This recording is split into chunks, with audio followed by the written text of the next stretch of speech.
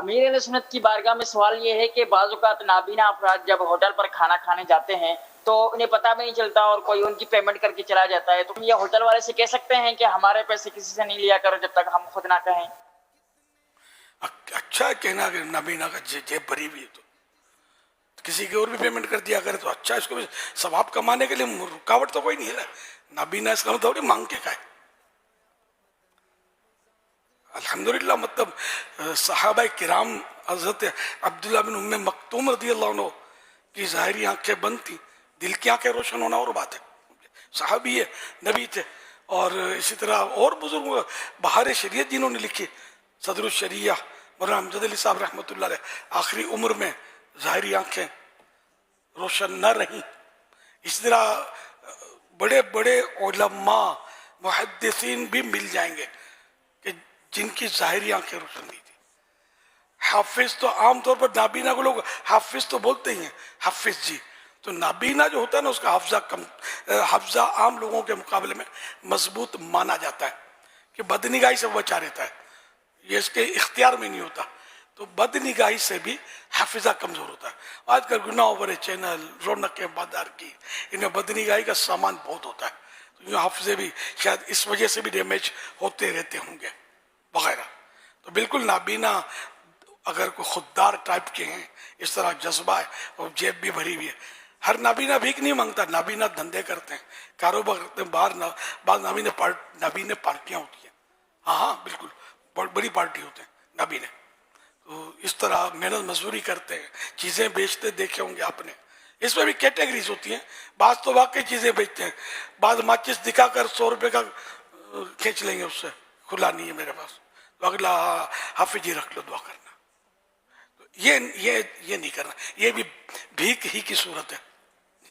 کہ جان جان کے ہوتے اس کو بولنا، کہ جھوٹ ہو تو اور الگ کے چینج ہے، پھر بھی کہنا کہ نہیں ہے وغیرہ.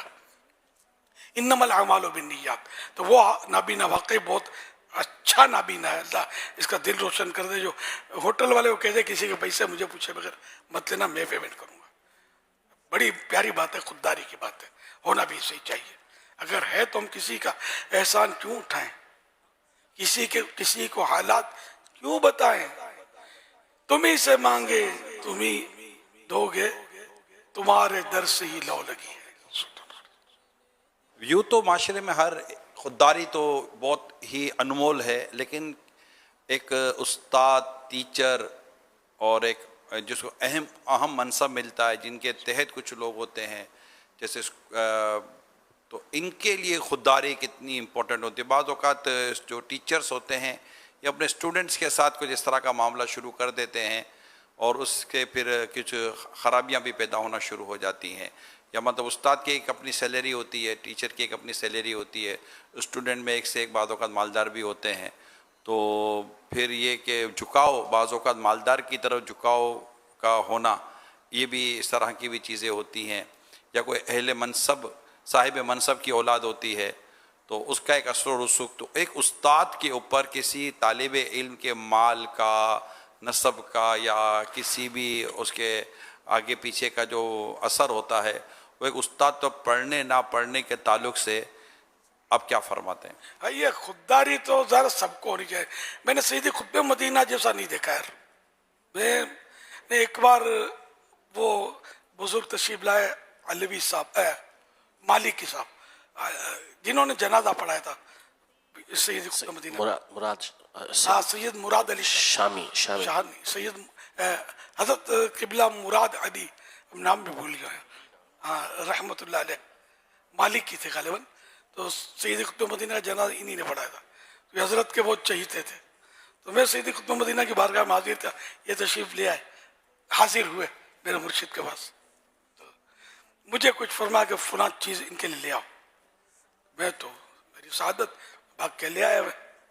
یہ بھاگ کے یہ محاورہ ہے، رننگ نہیں ہے، میں لے آیا. تو میں نے پیش کر دیا. تو سیدی خطبہ مدینہ نے فرمایا کہ ہاں پیسے لے لو. میں نے حضرت لے لو، شرافت سے میرے لے لیے. تو یہ اس کو بولتے خودداری. مہمان میرا، تو پیسہ کائے کو دے گا؟ تو کون ہوتا ہے؟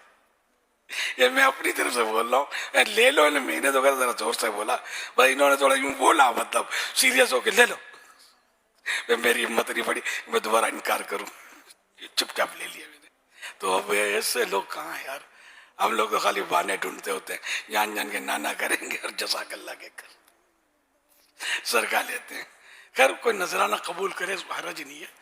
یعنی بتایا کہ واقعہ میں نے آپ کو بتایا کہ سید قطب مدینہ کا، چلو ذکر خیر ہو گیا اللہ کے نیک بندے کا.